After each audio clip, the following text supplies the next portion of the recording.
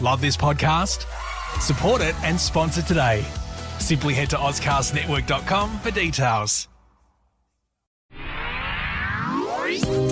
It's The In Show, Australia's only show dedicated to innovation from Adelaide, Australia and across the globe. It's David Grice and Troy Sincock on The In Show, and I tell you what, just when you thought the ideas for the program were going to dry up, the amount of innovation that's happening globally means that there is always a story to tell, and this guy has an incredible story because he's been in his job, well, he's got a new job now, but he's been working for the same company for 30 years. I remember when I was a young person going to my grandfather's business and seeing this honour roll where people had worked for this stationery company, or printing business it was, for decades. And in today's world, I mean, the longest job I've ever had is 6 years, and that feels like an eternity. I just cannot get my head around working for a company for 30 years. I'd also be very interested to hear what his hourly wage was back 30 years ago versus what it is now, the cost of living and the difference that must have been. And I think it also is a testament to the company, but it's also a testament to him because he obviously believes in what the company is capable of achieving. But they've actually put him in a place where he can continue to grow and change as the organisation grows and develops. And I think, you know, when you think about what's behind it and the thinking behind that and the leadership behind that, to get to somebody that's, you know, in excess of 30 years in one company, it's got to be a combination of the people involved to enable that to happen. Yeah, I want to hear about their retention strategy because there wouldn't be that many businesses, even globally, that can retain employees for 30 years. I mean, that is quite phenomenal. That's something. Yeah, it really is. So we're talking to Mark Borlace. Now, I went down to the RAA, to the Innovation Station, and got to chat with Mark. And, interesting story. He's got this brand new role, all about the policy and the future direction of mobility. So I asked him about his role and what he's up to. So I'm in the public policy area. So we look at things that will affect our members and form an opinion and eventually policy on it. So our role is to look at the real issues that will be confronting us probably 3 years out in a technology sense and sort of a broader watching brief for technologies beyond that 3 years. So the sorts of things we've been looking at are autonomous vehicles and the role that they'll play in the future, and the legislation and policy settings that need to be put in place for this to sort of for us to allow transition from where we are to an autonomous vehicle future without leaving anybody behind. So you've been with the RAA for a long time? More than 3 decades. So you've seen so much change across the organisation and also through, you know, tech and how it's emerging in vehicles now. What's probably been the biggest thing that you've seen so far? Well, I suppose it is the role that computers have played in cars now. So all of a sudden it's allowed a lot of other mechanical advances in cars, everything from airbags. You've got to realise that even airbags, as commonplace as they are now, they make a decision that we're in an accident and deploy the airbag in about 67 milliseconds. So it's 100 milliseconds is a blink. So it makes that complex decision within less than a blink, and it's only possible because of computers. Fast forward to where we are now, progressively people are saying there's tasks associated with driving a car they don't like, and progressively we're handing those tasks to the car to do. The most simple example is cruise control. A lot of people didn't like, having to concentrate on keeping the car at one speed, giving that to the car. More recently, a lot of people don't like reverse parking. They've given that to the car. And over the next 5 to 10 years, we'll be in the position where you can give every task of driving to the car and effectively become a passenger if you want. Well, we've talked a lot on the In Show about autonomous vehicles and particularly in flying cars and those sorts of things. And it's just, like I look at kids now, that they don't necessarily, they may never ever own a car. In that context. Yeah, so the areas we're looking at is mobility as a service, where they literally they buy mobility the same way they buy a phone plan. They have a program or a package that they buy from somebody, and all they literally do is say, I'm here and I need to be there, and that's looked after for them. So if we were to do it in contemporary terms, if you were going from here to maybe 30 k's outside the city, you put in that issue, the system would look at the best available options for you most timely, and then you'll get to your phone something that says an Uber will be there in 3 minutes to pick you up. The Uber will take you to the tram, and here's your tram ticket. The tram will take you to this stop, and then you'll catch the Oban bus. And at the other end, there'll be another Uber, and this will take you to your destination. So when you hit the button, you don't know how it's going to be delivered. These systems will deliver it for you, and progressively people will get much more confidence in that, and then all of a sudden you go, you know what, I really don't need a car. So how did you get into this? I mean, obviously 30-odd years in a single organisation to go from where you began, and that journey must have been extraordinary for you. Well, the RA's been a very good place. We've got 900 staff, so we're quite a large organisation. I started as a young engineer and I was able to basically have 6 or 7 jobs in the time I've been here. So I started around the time we were starting crash testing. And now that's just commonplace, and progressively we've moved through. And what happens is working for a motoring club, especially in a policy area, you have to be very pragmatic. We can't be dogmatic because our membership is as wide as the community.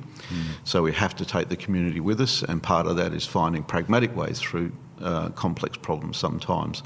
And there's an element of trust that's been built up between the RA and its members, and I think that trust exists because of the pragmatic way we've approached things and have a history of at least giving people good advice or forming good policy that everybody can live with. And did you ever sort of dream that you would be now at the forefront of technology in terms of your personal role? I've always had an interest in it, and being in this role, when I first started here, I actually started with the slide rule, so I've actually seen it from the very basics of technology right through now to what they call the HMI, the human machine interface sort of technology that are coming through. And that is mind-blowing. And it does make you actually very interested in what the future holds, because the ability for computers soon to anticipate what people want and deliver that is going to get much better as we get better at interpreting people's movements, their thought patterns, etc. So yeah, no, it's a very, very exciting time. So how difficult then is it for you, you talked about the fact that you've got to look 3 years ahead. Is it difficult to forecast that distance in time? From the automotive side, it's becoming less difficult, and the reason for that is that the automotive industry works on probably a 4-year product cycle development, mainly because there's a massive investment in it.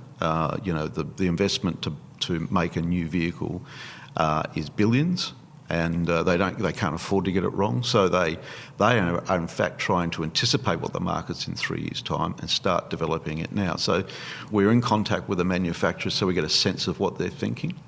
On the other areas, which is the way that mobility is changing, that is with rideshare programs, with any of this community sharing where assets that aren't used very much are being traded. That's where the dynamic part of it is. And what happens is that the RAA, we've been around for 113, 14 years now. For us to be around for another 100 years, we have to remain good at interpreting what members will want and what services are going to be available, so we can actually continue to fill that niche as it goes forward.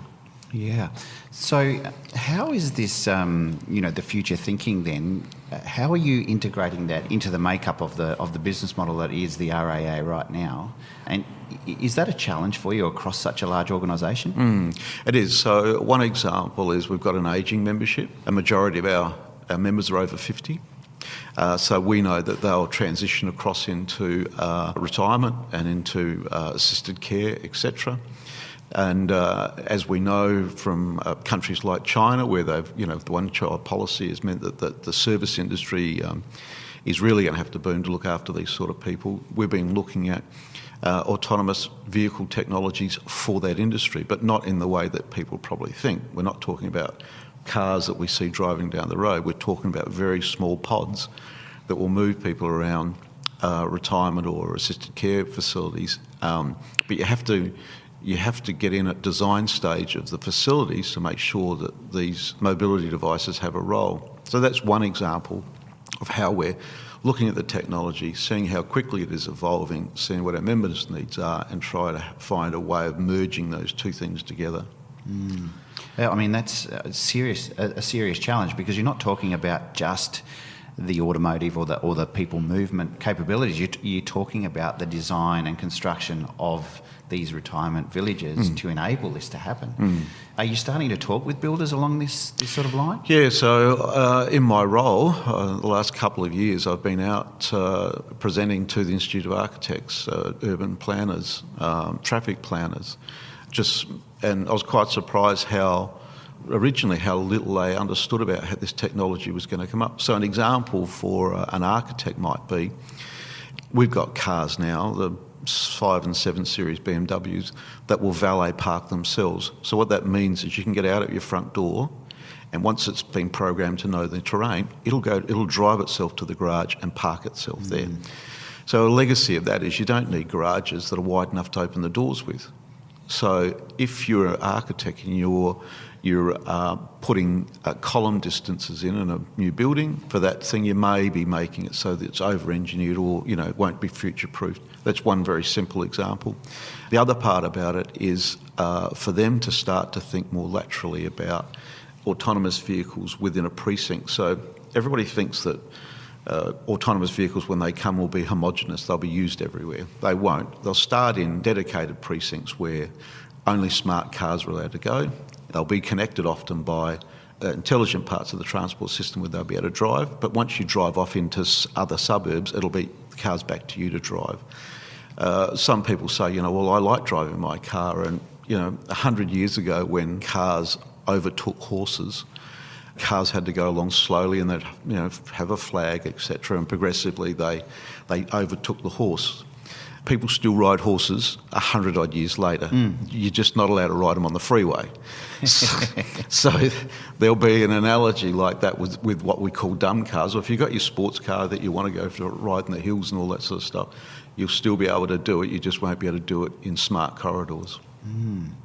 We touched earlier on policy and legislation, and I would imagine that there's some serious discussions going on around how you legislate with all of these autonomous vehicles and different things. What do you think is the biggest issue around that? I mean, is this something that the governments are actually open, or are you fighting them with this? No, in this sense, we've been, us and the state government have had quite a collegiate approach, and the reason for that is whoever gets the recipe right has an advantage of bringing those technologies to market quickly. The thing that the whole world's grappling with is nearly every piece of road legislation around the world has 2 words in it, which is called proper control. So it always says the driver must maintain proper control of their vehicle at all times. So the legal and technical argument is about what defines proper control. Traditionally, proper control is a cognizant person holding onto the steering wheel, managing the speed. The argument now is saying, is proper control systems that are proven and have redundancy, who've got proper control of the vehicle at all times, so the driver doesn't have to. And that's the thing that everybody's grappling with, when you transition across from person being proper control to the car being proper control. And then the thing that I think about when we talk about all this autonomous vehicles and so forth is how cities are going to create revenue out of car parking if they don't need it anymore. What is going to replace that for a city? So I feel like that's a massive challenge for the bureaucracy to try and get around. Have you seen anything across the world, or with all the research that you do, that is sort of paving that way to? Some of the areas that will develop this technology quickly out of necessity are places like Singapore and Hong Kong. They've already had a policy of too many cars on their road. In fact, you have to buy number plates to allow you to get something on the road. In fact, the number plates are often dearer than the thing you put between them. So they've got a real issue of trying to by the middle of this century making their cities carless. So how do you make them carless? You make it so that the thing that replaces it, that gives them the flexibility you want, public transport and what they call first and last mile solutions, things that connect you to the traditional public transport system, work frequently and seamlessly, so that you, and smartphones is most of the way you talk with that. The hard part about is how you take the older people along with you. I've got an elderly mother and I've got better chance of her learning Cantonese than using a smartphone. So the system has to be flexible enough to incorporate those sort of people as well. What do you see as the biggest challenges ahead of you now as an organisation in terms of future mobility and those sorts of things? I think what we've got from a membership point of view, it's always hard to get young people to take out road service because they're in a risk-taking part of their life anyway. Our marketers will tell you that where our membership normally grows from is the moment they have children. Right. All of a sudden they realise that they need to have the security of knowing their car will get looked after, etc. As we transition across to those sort of technologies that might allow you to, an autonomous vehicle to take your son by himself to soccer, and you follow them later, and all those sorts of. Once you get that sort of flexibility, and then we may have an issue with reducing the relevance of the car to them. But if you look at our organisation, the traditional road service is less than half of our business now. So we are already transitioning across into services that they need, so like security services, monitoring. The insurance obviously will continue to be around, and that in itself will change as autonomous vehicles have less accidents, etc. Yeah.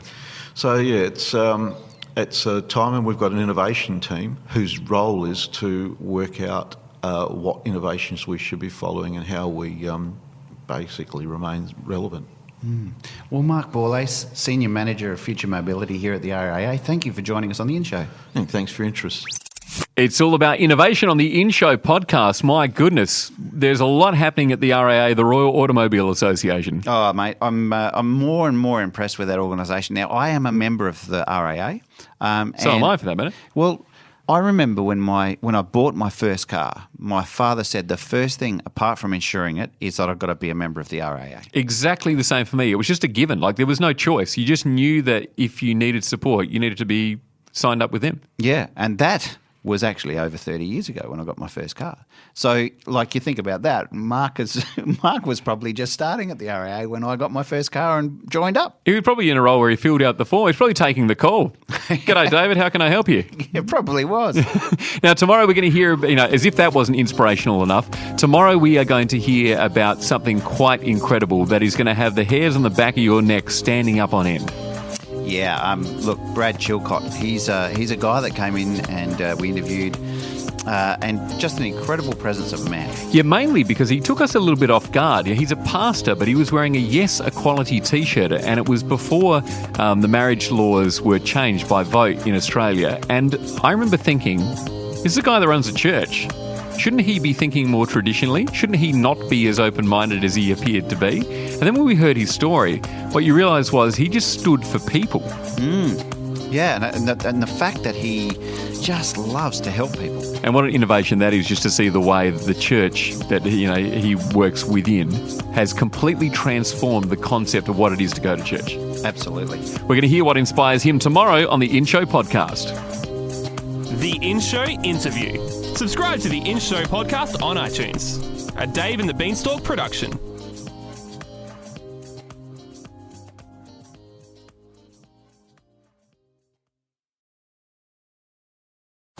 Love this podcast?